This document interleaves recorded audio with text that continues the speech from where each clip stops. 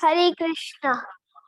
Om Jnanatimirandharshya Jnananjanashalakaya Chakshurunmilitam Yeda Tasmai Shri Guruve Namaha.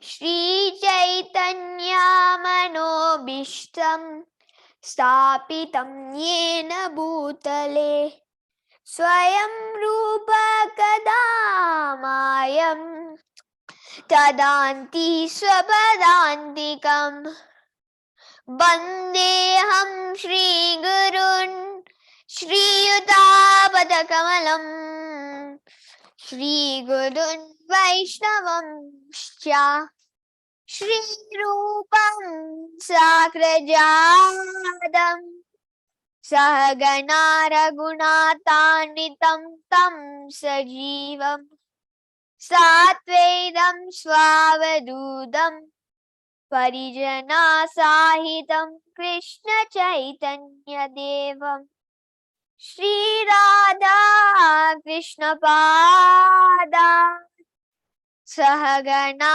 Lalita Shri Vishakhanvitam Shya He Krishna Karuna Sindhu Deenabandhu Jagatpate Gopisha Gopika Kanta Radha Kanta Namostute Tapta Kanchana Gaurangi Radhe Vrindavaneshwari Vrishabhanushrute Devi Pranamami Hari Priye Vanjakalpatarubhyasya Kirpa Sindhu Bhayevacha Patitanam Pavanibhyo Vaishnavibhyo Namo Namaha Jai Shri Krishna Chaitanya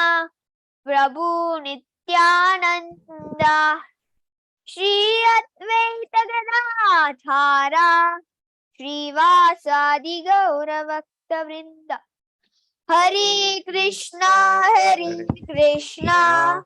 Krishna Krishna Hare Hare Hare Rama Rama Rama Hare Hare Hare Krishna.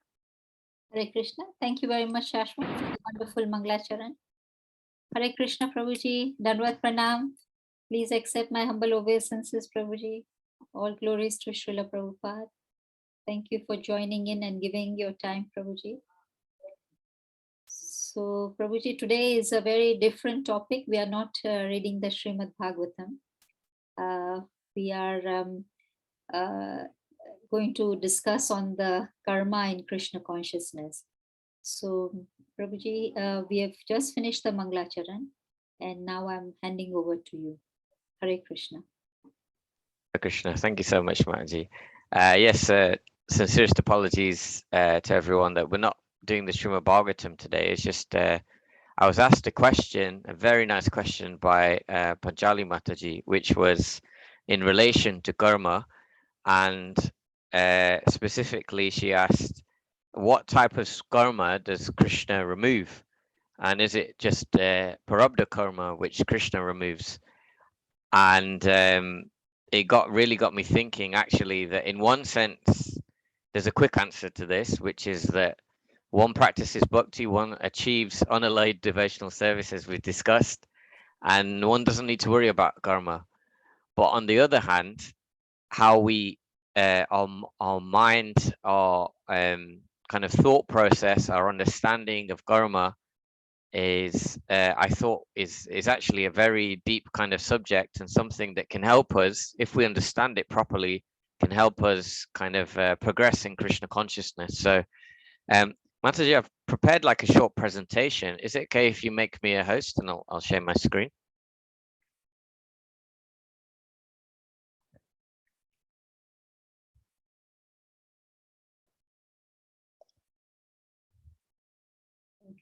Prabhuji, yes, you can. Okay, thank you so much. Hare Krishna. Hare Krishna. Mataji, can you see my screen okay? Yes, Prabhuji, we can see your screen. Okay, thank you very much. So I'll start with a few prayers, and then we'll recite a verse, and then I'll go into an overview of what I'm hoping to discuss with you all today. Om Namo Bhagavate Vasudevaya. Om Namo Bhagavate Vasudevaya. Om Namo Bhagavate Vasudevaya. So today I wanted to discuss in relation to this wonderful question about karma and about how we should look at it as practitioners of Bhakti Yoga. I wanted to start with this wonderful verse from the Bhagavad Gita, the 4th chapter. Karmano hi api bodhavyam cha vikarmanaha akarmascha bodhavyam kana karmana gatihi. The intricacies of action are very hard to understand. So the intricacies of action or karma are very hard to understand. Therefore, one should know properly what action is, what forbidden action is, and what action is. I'm just going to refer to the purport from Srila Prabhupada. So in the purport, Srila Prabhupada says, if one is serious about liberation from material bondage, one has to understand the distinctions between action, inaction, and unauthorized actions. One has to apply oneself to such an analysis of action, reaction, and perverted actions, because it is a very difficult subject matter. So here Srila Prabhupada saying it is actually very difficult to understand karma.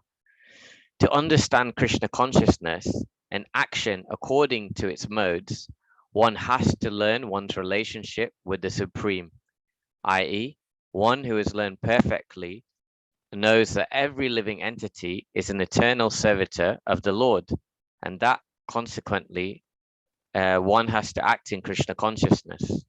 The entire Bhagavad Gita is directed toward this conclusion. Any other conclusions against this consciousness and its attendant actions are vikarmas, or prohibited actions. To understand all this, one has to associate with authorities in Krishna consciousness and learn the secret from them. This is as good as learning from the Lord directly.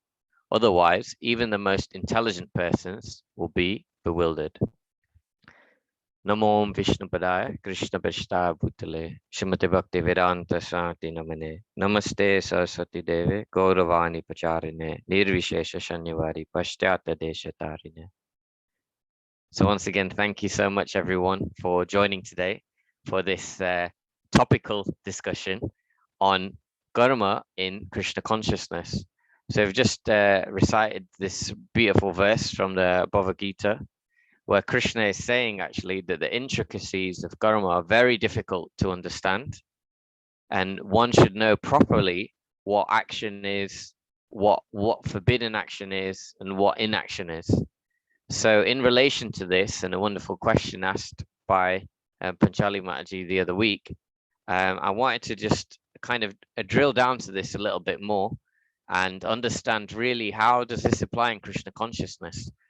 Just interesting facts for you all is that in the Srimad Bhagavatam, can anyone guess how many times the word karma is mentioned? Prabhuji, lots and lots of times. I'm assuming it must be 1,000 or even more. Yeah, they're very, very good. So I'm just gonna get my screen back up. So it's actually mentioned, over 1,000 times. So we know that it's an important word, and also within the Bhagavad Gita, it's several hundred times. So I'm just going to go over to the what I want to cover today. So Mataji, I'm just a bit confused about how my screen is working. Can you see this presentation here, which says overview? Yes, Prabhuji. Okay. Oh, that's good. Fine. Okay. And then Okay. it's done in such a way that you are reflecting on the side, so that when we play it, we know the speaker and the overview. So it's fine, Prabhuji. Thank you so much, Manji. Yes, so first I wanted to take a step back. I know that we all have an understanding of karma in the context of Krishna consciousness, and we've all studied Bhagavad Gita, but I still wanted to just quickly explore the different viewpoints of modern day society versus the Vedic version, and why the Vedic version is the one we need to really follow and have firm faith in. Then I wanted to talk about what are the different types of karma, and how's Krishna involved in karma. And then finally, I want to talk about how do we as practitioners, as aspiring devotees, as practitioners of Krishna consciousness, how do we deal with karma? How do we deal with our understanding? And how do we apply that in our day-to-day life and in our practice of Krishna consciousness? Do we just ignore it? Or how does it apply, and why is it talked about so much in Shastra, in the Bhagavad Gita, in the Srimad Bhagavatam? It must be something important. So first of all, why believe? So I wanted to give an analogy. This is not my analogy; it's by an amazing devotee, His Grace Chaitanya Charan Prabhu, who is known as a spiritual scientist. He's the author of many books. And he gives an analogy of a cricket match. So not sure how familiar all of you are with cricket. I myself am not a huge cricket fan, but imagine there's a cricket match being played.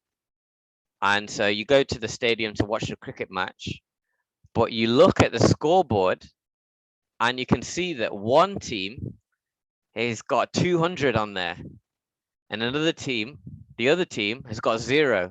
So let's say India has got 200 on there, and Kenya has got 0, and you're thinking, why is this? This isn't fair. And so then we, using this analogy, there can be different interpretations of why this is the case. Same way in karma, we can see how some people, they start off at a different point in life. So some people, they seem to be born in an affluent family, or they seem to just, everything comes easily for them. They don't have to work. I'm sure for myself, I knew a few people who didn't have to study so hard, but they'd achieve very good results. And whereas me, especially later on, I had to study quite hard to get anywhere. Or some people, they get jobs very easily and things seem to come to them very quickly. And it's almost like they've got a head start. So this is the initial material perspective, that everything just happens by chance. It's just by chance that certain people get more luck. It's just luck and chance, but the reason why this thought process is so ineffective is that, for one, from a psychological perspective, it makes us feel completely helpless. Because if everything is by chance, then what's the point in even acting at all? Because we'll be afraid at every single moment, because anything bad could happen or good could happen. It'll make us feel very insecure, and it'll make us feel disempowered. And this is the very materialistic perspective. You only have one chance, you only have one life, and you only have one shot at life only. So this is the material perspective. But then we have a higher perspective than this, which is, sorry, I'll go back. God is in control, but he's biased. So to give the cricket analogy, the scorer is biased. So the scorer favors one person over the other, or one team over the other, and has given them more. So this is so not to discriminate against other religions, but often Abrahamic religions, they will say that different people, yes, God is in control, and they will say, yes, God is the controller, but why is it then that different people get different tests and harder tests? So some people we can see in life, they get more challenges than other people, which is not fair. Even within the same family, Some people will get a harder test, and it's almost like you go to sit an exam and different people are getting different tests. Why is that? So in this version doesn't necessarily explain that. And it also mean that God is capricious. And this means he suddenly has changes of mood. He's not a very fair God. He just is biased, and he changes his mood and gives people different tests at random. Now, this isn't, again, although it's a higher level of thinking, it's not the full level, which is the Vedic version. So this version, this way of thinking admits that God is in control, but still doesn't explain the different tests that people get. Some people seem to go through a lot more challenges than others.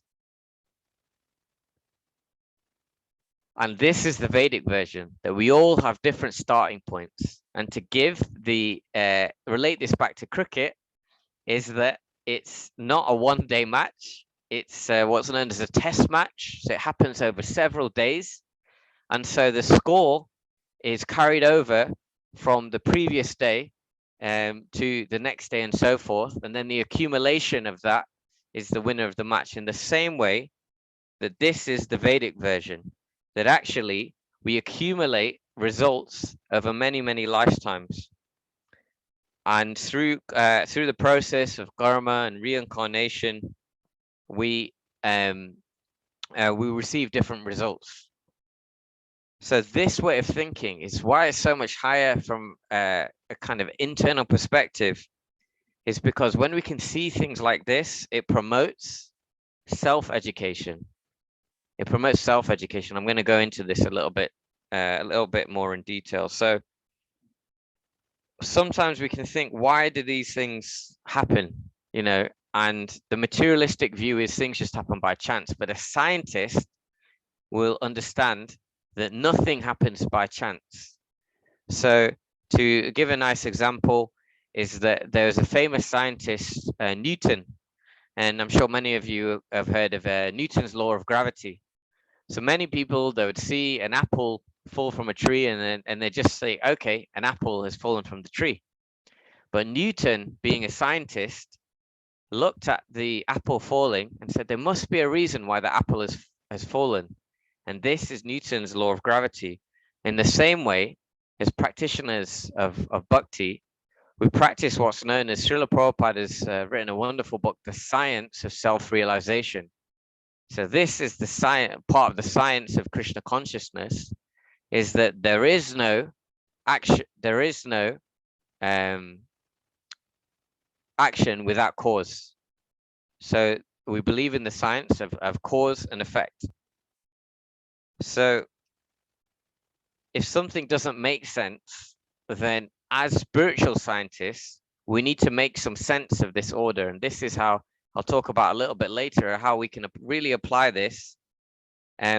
Sometimes people think karma is something that is just a punishment for one's past bad deeds, and one must think, oh, I'm just suffering because of my karma, I just need to accept it, and so forth. But actually, karma is a system of reward and punishment. So like this is actually there to, as I mentioned, self-educate us. There's always something to be learned in every situation we face, in every adversity. So it's not that we ignore it, it's that we actually examine, think, why, you know, what can I learn from this situation? How can I adjust my practice? How can I adjust my behavioral patterns so that I can make progression on the path towards Krishna? So sometimes some doubts may arise on this, is why do bad things happen to good people? And we can see that some people, they're acting very, very badly in life, and maybe corrupt politicians, or it may be you know, people in places of power, or even people who are committing crimes, and they're getting away with it for many, many years. And we can think, why is it that these people, they're obviously doing for many, many years bad things, but why is it that they're still doing well in life? And so this again is sometimes we can't see the reaction immediately, and it may take many lifetimes before one receives a bad reaction. Even if we look on a material basis, things take time to fructify. There's a nice story of a man I may have mentioned who was feeling very low in life. He wanted to give up everything. He wanted to give up his marriage, his family, his job. He even wanted to give up his life. So he decided to go. He lived in Asia, and decided to go to the forest to have a talk with God. And he spoke with God and said, you know, I want to give up. I want to give up this life. What is the point? And God spoke to him and said, take a look across the forest. Can you see the bamboo? He said, yes. Can you see the fern who was once? And the first year passed and you could see nothing. The second year passed and you could see nothing. But after the second year, suddenly the empty forest was filled with ferns, low-growing ferns, which covered the entire forest with their greenery, and still nothing happened. The third year, still nothing happened. But the fourth year, tiny sprouts started to grow. And then suddenly, the fifth year, the bamboo grew to great heights and eventually would grow to over 100 feet tall. So even this on a material basis, we can see that unnecessarily the reaction of something growing doesn't happen so quickly. And what to speak of on a karmic or on a spiritual basis. And often it's quoted when people are talking about karma, the example of Dhritarashtra, who is lamenting after the loss of his sons, the Kauravas, after the battle of Kurukshetra, and he was saying, why me, why? And obviously, can you imagine at the loss of all his sons, how he must have felt? But yeah, it's explained that many 50 lifetimes ago, before Dhritarashtra was Dhritarashtra, he was actually a hunter, and he was a very cruel hunter, and he was hunting two birds which escaped from him. And so being so angry and so vengeful that he was unable to capture the birds, he actually fired an arrow with a flame on it at the bird's nest. And as such, all the birds' saplings, all the birds' chicklets were killed. This was 100 in number. And also the father bird tried to save the nest, but the flames were such that it burnt the bird's eyes and he became blind. Now you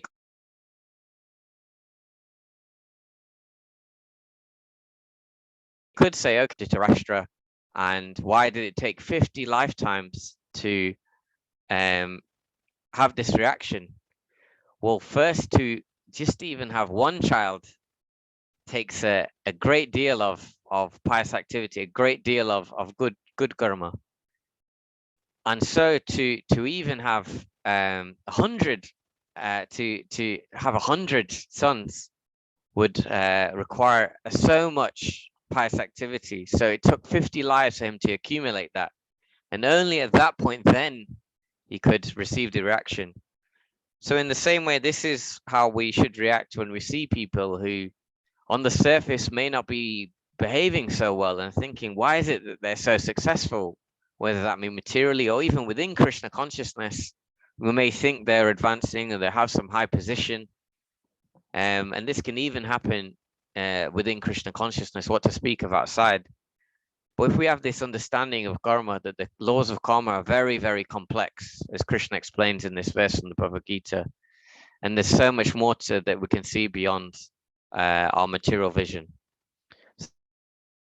So next, so the how karma works from the material perspective to the Vedic version briefly, but now we're going to go into a little bit more detail about the different types of karma. So there's three types essentially. which is karma, vikarma, and akarma. But within karma, there's sanchit karma, parabdha karma, kriyamana karma, and agami karma. So just to kind of elaborate a little bit more on this, is that within karma, so karma literally means one's activities which one performs, which within the regulations of the scriptures. So things which, for example, performing to one's dharma, performing to one's duty, respecting one's wife, or respecting one's, which in accordance with the Vedas, this is karma. And to elaborate on the different types of karma, first we have sanchit karma, which is the sum total of all the good and bad karma from very different lives, different past lives.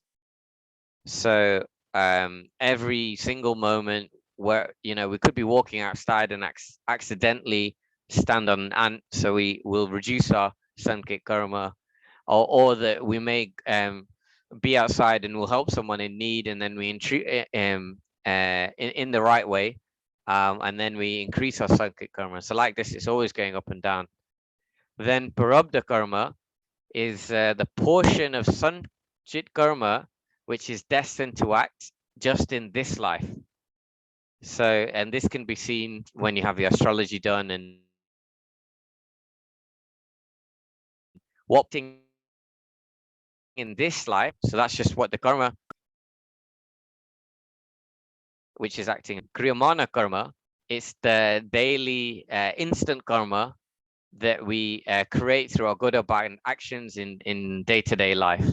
So this can act in, this contributes to a sanchit karma also, but it can act in this life. It can act, kriyamana karma can act in this life, or it can act in future lifetimes as well. So this is the karma, the kriyamana, the karma that we create with our daily actions and our choices. And then finally, agama karma. This is the karma that we create in this birth, but getting a result in future birth. So this is the karma that will directly affect what our position will be in the next life. So you can see here already it's getting a little bit complicated. Within karma, there's 4 types of karma.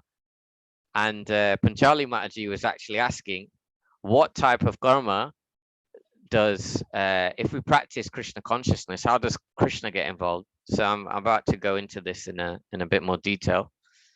But first, let's just briefly describe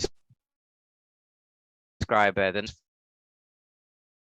First of all, wrong actions performed in this life, as well as the birth. So these are essentially actions which are explained in the Bhagavad Gita against scriptural injunctions, and namely these relate to the 4 regulative principles. So these are very gross examples of this. So meat eating, gambling, intoxication, and illicit sex. These come under the category of vikarma, but they can also be a little bit more subtle than that as well, in terms of actions that we can carry out which can be to the detriment and add to our vikarma. And this can be, we can treat people in the wrong way, badly. We could speak to others not nicely. We may stealing, for example, that is part of vikarma as well, or borrowing something for too long, not returning it, and not offering proper respects to persons who are deserving of respect.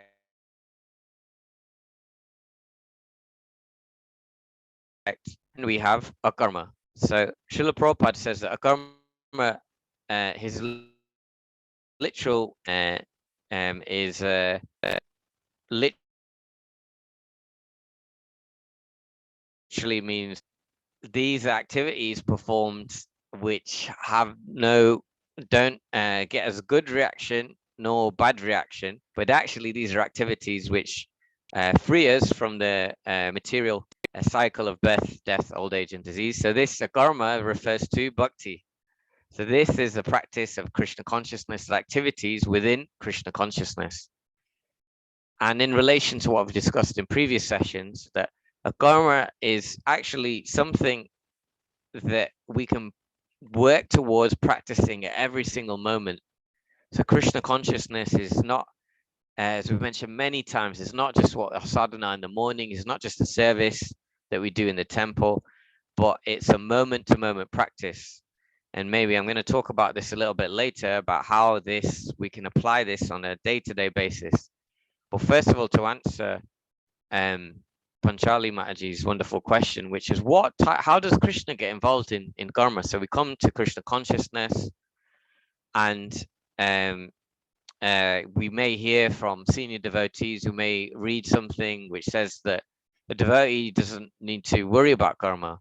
But then we can see that on the other side, we can see many devotees, past, present, and I'm sure in the future, are suffering.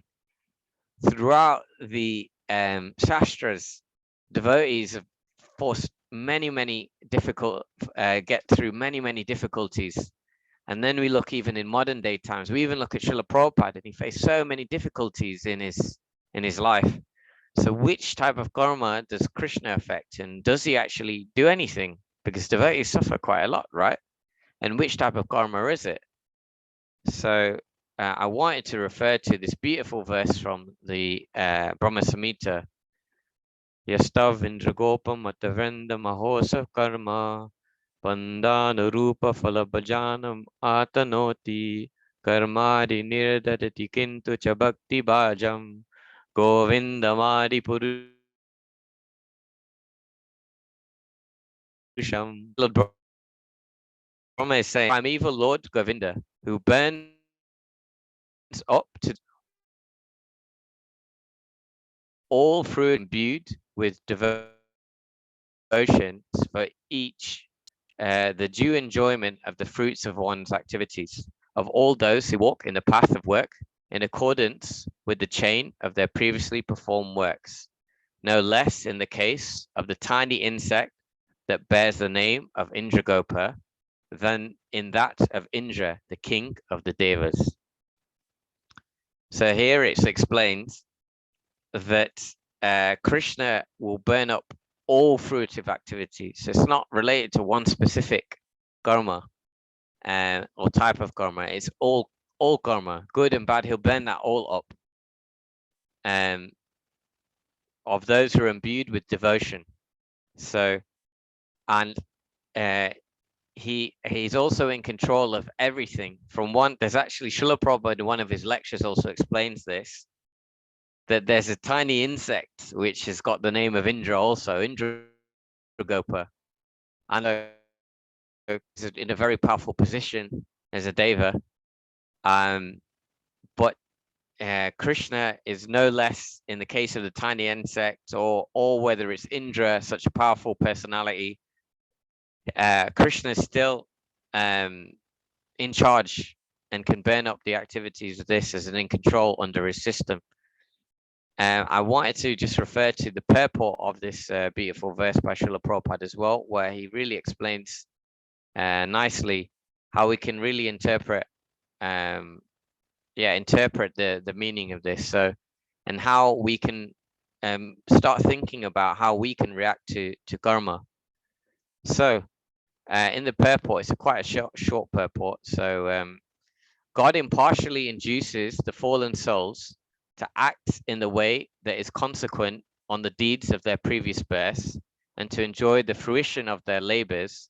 But out of his great mercy to his devotees, he purges out by the fire of ordeal the root of all karma, nescience, and evil perishable. The karma, the fruits of their labors, becomes everlasting and endless and is never destroyed. The function of a sannyas is also a sort of karma befitting an ashram and is not pleasant to Krishna when it aims at liberation, desire for emancipation. They also receive fruition of their karma and even if it be disinterested, the karma ends in atma mamata, self-pleasure. But those who are pure devotees always serve Krishna by gratifying his senses, forsaking all attempts of karma and gyan, and being free from all desires, save that of serving Krishna. Krishna has fully destroyed the karma, its desires and nescience of those devotees. It is a great wonder that Krishna, being impartial, is fully partial to his devotees. So amazing purport to this verse by Srila Prabhupada. And essentially, there's something really stuck out to me here, is that if you see in the purport, Srila Prabhupada said, out of his great mercy to his devotees, he purges out by the fire of ordeal the root of all karma. So this explains, to me anyway, my limited understanding is that once someone takes to Krishna consciousness, and we can see by so many devotees in the Shastras, whether it be the Pandavas, whether it be Prahlad Maharaj, whether it be Bharat Maharaj, so many devotees suffer. But because they're such great devotees of Krishna, this is actually perhaps Krishna's mercy, because he's not only giving them, he purges out by the fire of ordeal. So what this means is that he's creating ordeals for this devotee in such a way that their karma is burned up quickly, because he wants to burn up all their past reactions quickly. So in one sense, actually, Krishna, although he's a supreme controller, and one cannot completely escape the results of one's karma. My limited understanding is, but if one takes the bhakti, one will receive modified karma, because Krishna is fully partial to his devotees, and he wants us to burn up this karma quickly so we can go back to him and achieve Krishna Prem. And my limited understanding also is that Krishna, although he doesn't want to bypass his system, karma is also there, like I mentioned earlier. It's not just punishment, and it's there for us really in terms of rehabilitation. So, and I'm going to talk about this a little bit more in our attitude towards karma and how we should think about this in terms of Krishna consciousness. So this was the types of karma, but now the last kind of segment is how to deal with karma within Krishna consciousness. So first of all, we have this concept of free will, and in the Bhagavad Gita, Krishna says to Arjun, Vedaham samatitani vatmanani bhavishyani chabhutani mam tu vedana kaschena. I know everything that has happened past, all that is happening in the present, and all things that are yet to come. I also know all living entities, but me, no one knows. So in one sense, Krishna is saying, I already know what's happening in the future as well, also what's going to happen. So then reading this verse, one could argue that one's destiny is already preordained. I don't need to do anything.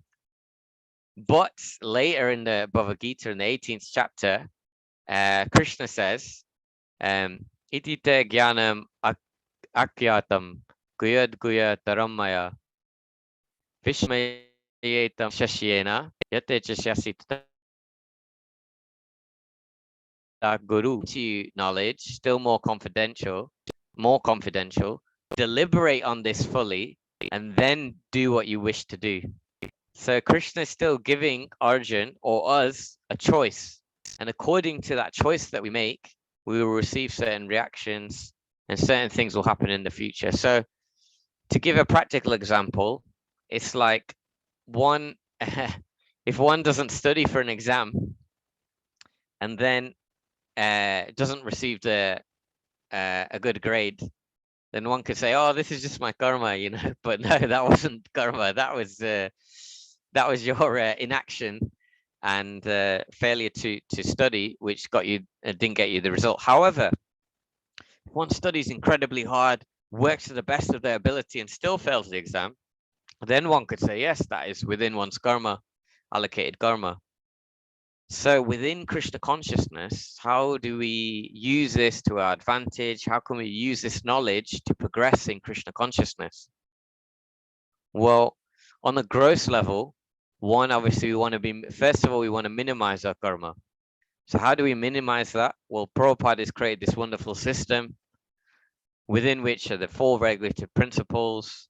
So as we mentioned, we don't want to accumulate vikarma and these intoxication, meat eating, gambling, and illicit sex. So intoxication, obviously, when one is intoxicated, one may do many silly things on a subtle or gross level. Meat eating, one is causing direct harm to animals and accumulating reactions for that.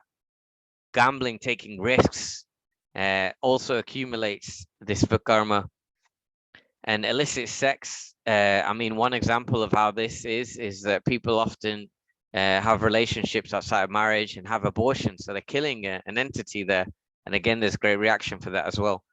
So you could say, okay, this doesn't apply to most people, you know, after some time, they're following the 4 regulative principles in Krishna consciousness. But actually, we can see that there's subtle aspects of these regulative principles as well. So to minimize our karma is also to minimize hurt to others. And how do we minimize hurt to others? Well, actually, if we look at how we behave, how we speak to others, how we speak to devotees, are we speaking in a humble manner, Chanada Pisa Nichana? Are we speaking in a place of wanting that they are Prabhu and we are Das, we are the servant, and all others are Prabhu, all others are master? Or sometimes will we become puffed up with our position? Can we sometimes speak hurtfully? Perhaps not those who we respect in a great deal, but sometimes those that we are close with, and we can speak harshly to our family members. This is against actually what is advised within the Bhagavad Gita, where Krishna talks about the 4 austerities of speech. So this is one way within Krishna consciousness. First of all, first step, minimize our karma is by strictly following the 4 regulative principles, but also on a more subtle level, minimizing our hurt that we do to others and to the environment. And then, now we're going to go a little bit deeper into that, which is how to use karma to do the right thing, is to cultivate a taste for doing the right thing. So what do I mean by this? Well, in the I don't know the verse off by heart, but Duryodhan Duryodhan, the leader of the Kauravas, he says in the Mahabharata that I know the right thing to do, but I struggle to do it. And I think on some level we can all relate to this. So when one makes progress in bhakti, one needs to practice doing the right thing, even when one is not inclined to.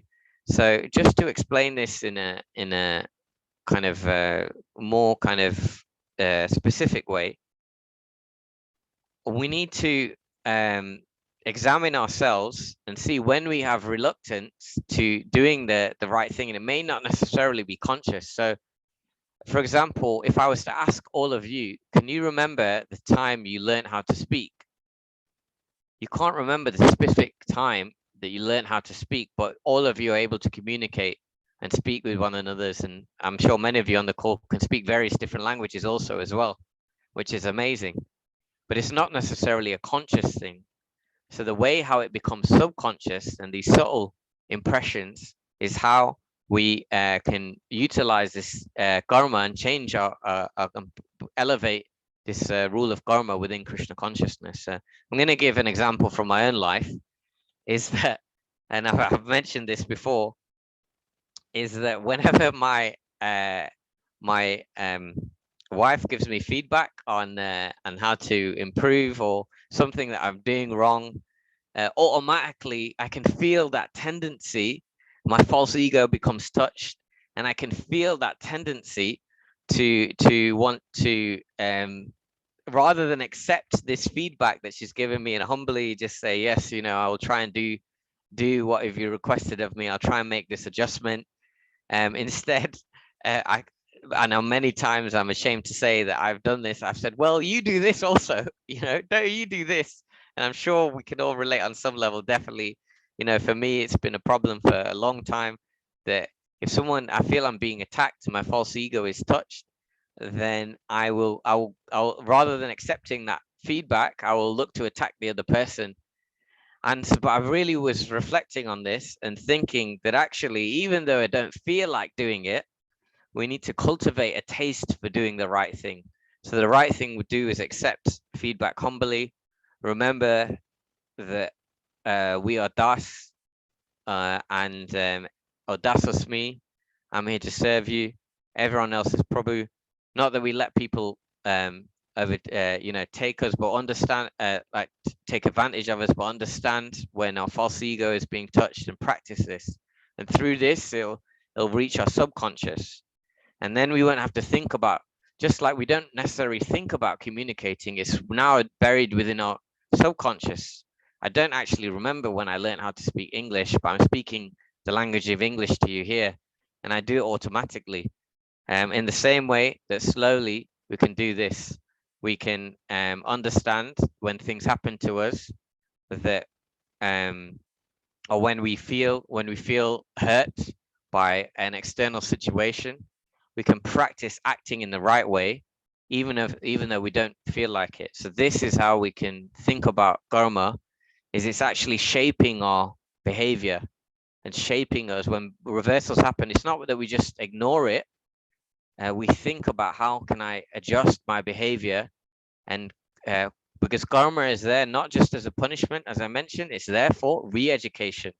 And re-education happens not just from the inside out, but from the outside in, by practicing. This is a practice. Sadhana is a practice of adjusting our behavior so that we can become pure and reach the stage of Krishna Prem. So we need to constantly be asking, what is my dharma, and how can I act in relation to my dharma? Chaitanya Churumpu gave the nice example that one doesn't just sit back and, like for example, Lord Ramachandra, he doesn't say, oh, Sita it was Sita's destiny to be kidnapped by Ravan, so I should just sit back and allow destiny to take its course. Know that we understand that we try and act. He acted within his dharma, which dharma was to protect his wife, and so he realizes this and acts accordingly. In the same way, we need to act accordingly to our dharma, and like this, we can really utilize this understanding of karma to advance in Krishna consciousness. So those were a few thoughts on this pattern of this understanding within Krishna consciousness of karma. Just to kind of summarize, is that we talked about the different perspectives, the material perspective of karma, the kind of Abrahamic worldview of karma, where they believe God is the controller, but still they think they don't necessarily believe in the intricacies of the Vedic version, but that still is disempowering. But when we can examine the Vedic version, we can see that karma is very specific, and that it's accumulated over lifetimes, and it's happening to us for a reason. And that reason is not just punishment. It's for us to learn to create some impressions in our subconscious, so that our thought patterns on our taste, our rasa changes on a subtle level, so that we can advance in Krishna consciousness, and then eventually achieve the ultimate goal of life. So those were a few thoughts on this amazing verse from the Bhagavad Gita, a few verses we kind of looked at today. I'd like to thank you so much. Hope that was somewhat of interest of use to you. Please forgive me for any mistakes I made on this very intricate and detailed and bewildering in some ways topic. And I'd welcome any corrections, any comments, or any questions at this time. Hare Krishna. Hare Krishna, Prabhuji. Thank you so much for this session. I think it was a little offbeat, but it really puts us on our tracks. And while you were talking, there were so many thought-provoking things, and I started thinking of how I have been behaving as well. But before we go into discussion, Prabhuji, I just missed out, maybe lack of concentration. It's so hot here. What did you say about Agami Karma? What is that, Prabhuji? Yes, so Agami Karma is the karma which is which determines which birth we'll get in the future. So the karma that we create in this life, which adds to getting the result of the future birth. Just I wanted to, again, I don't think it's so important that we remember it. I mean, it's good to know, I suppose. Sanchit karma, parabdha karma, kriyamana karma, agit karma. It's good to know, but then in one sense, it's not. It's just the details. Like I covered it because it was mentioned in a question, but in another sense, as long as one knows what is karma, the most important things is what to do and what not to do.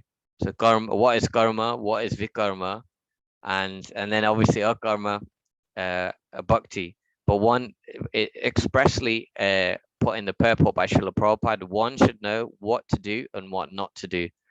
And as practitioners of Krishna consciousness, on the gross level, it's 4 regs. But as we study the scriptures more carefully, you can even see within Krishna consciousness how we're probably still not behaving, in the best way.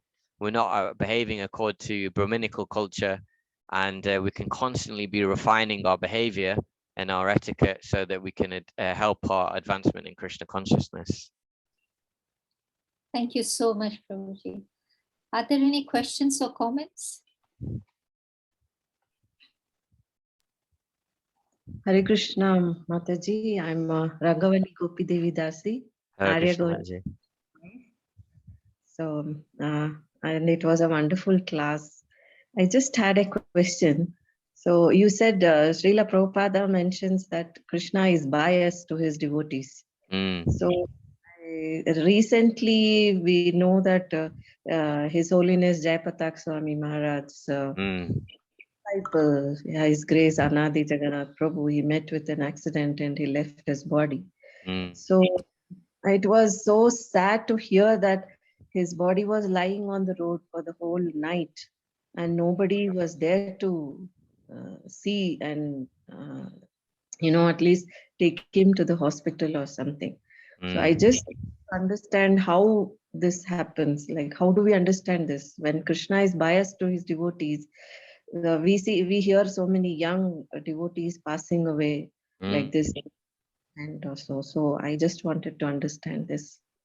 Oh, thank you so much, Mataji. A wonderful question. But first of all, my condolences on Prabhu's passing, and also what he had to endure right before his passing. So very pertinent question, which is, how do we understand if Krishna is partial to his devotees, then why is it that certain devotees we see even now go through acute, so intense suffering, and perhaps other people wouldn't have to do that? So how do we understand this?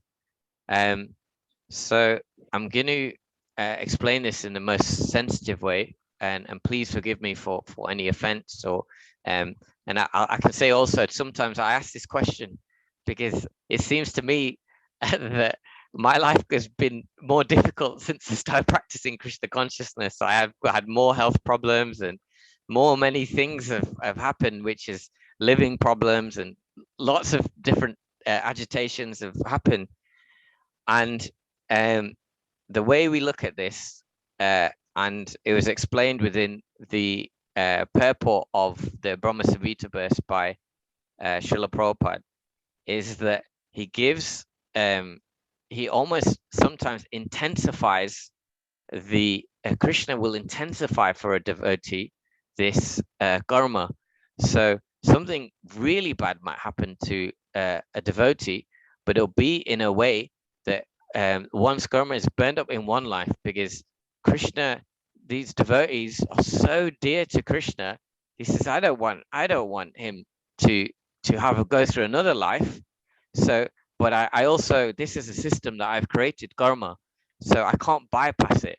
So I may have to inflict something really horrible, but it'll happen just in one life and then gone, back home, back to Godhead. So whereas, you know, if certain devotees, if they had something really bad, if it didn't happen in one go, they'd have to take birth maybe a few lifetimes, and then they can go back to Krishna. But instead, for these special devotees, Krishna will give them acute suffering, intense and horrible things that will happen.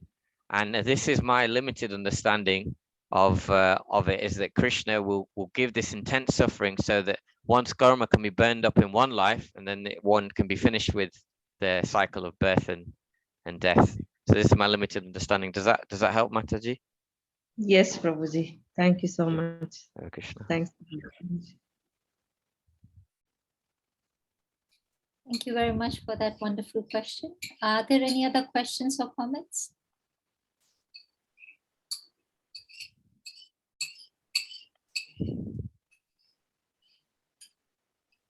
I think this is a very intense topic.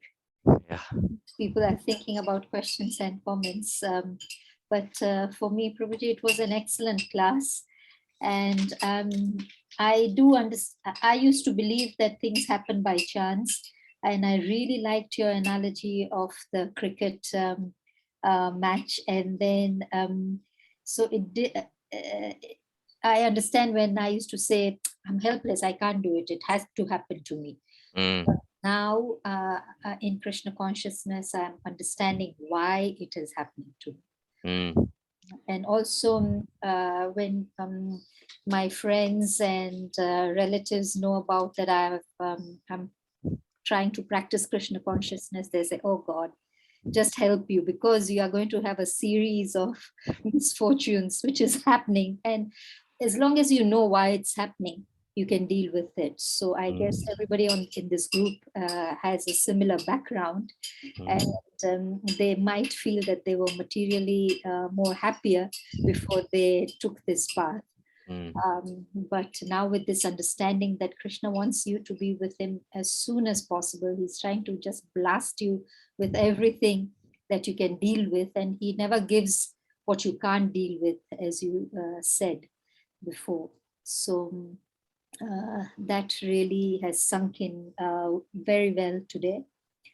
And then also about the false egos. So I also battle with that, Prabhuji, and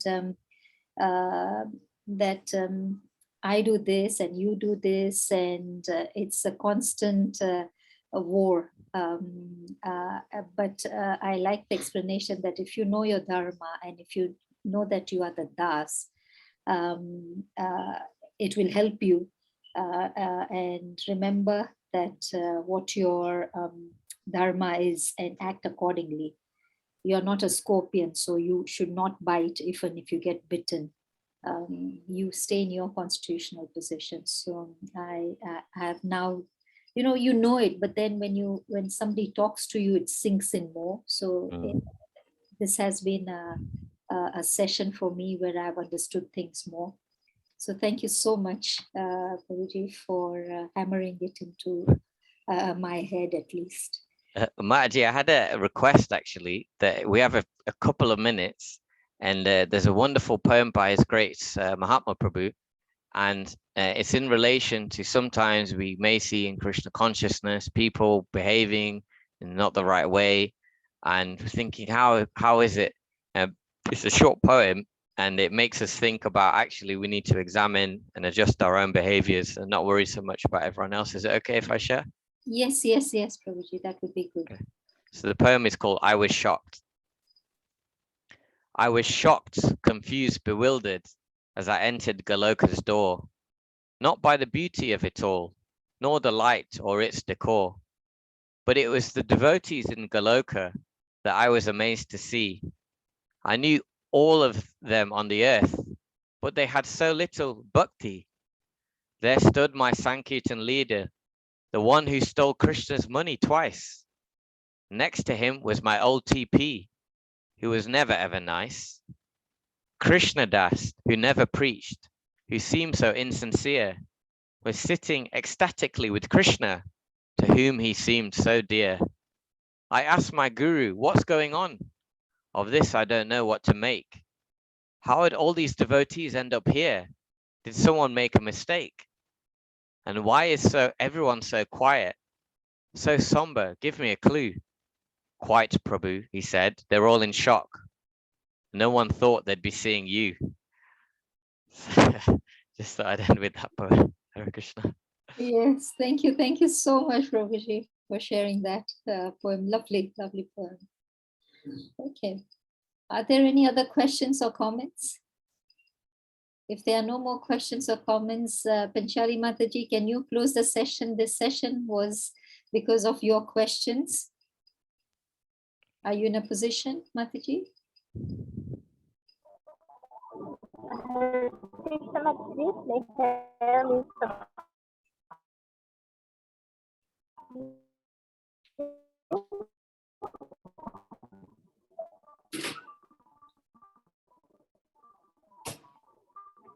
I'm not able to hear Mataji. Is anybody else able to hear her? Maybe it's my internet. No, probably it's her internet. Prahlad Prabhu, is it possible for you to close the session? Prabhu? Yes. Hare Krishna. First, I would like to start off by thanking His Grace, Kamal Panchal Prabhu, for giving us this wonderful class. Even though I joined slightly late, it was very descriptive. So thank you, Prabhu. I'd also like to thank the devotees for joining in and listening to His Grace, Kamal Panchal Prabhu. So on behalf of ISKCON Eldoret, Prabhu, we would like to thank you. I'd like to kindly request all the devotees assembled to please unmute yourselves and let's chant the Hare Krishna Maha Mantra once for His Grace Kamal Panchal Prabhu. Hare Hare Krishna, Hare Hare Krishna, Krishna, Krishna Krishna, Hare Hare Hare, Hare Rama, Hare Hare Rama, Rama, Rama Rama Rama, Rama, Rama Hare Hare Hare. Hare. Vancha kalpatarubhishcha kripa sindhu Kripa bevacha Sindhu Bhayevacha Patidanam Pane Pavanebhyo Vyogavai Vaishnavibhyo Namo Namaha. Namaha.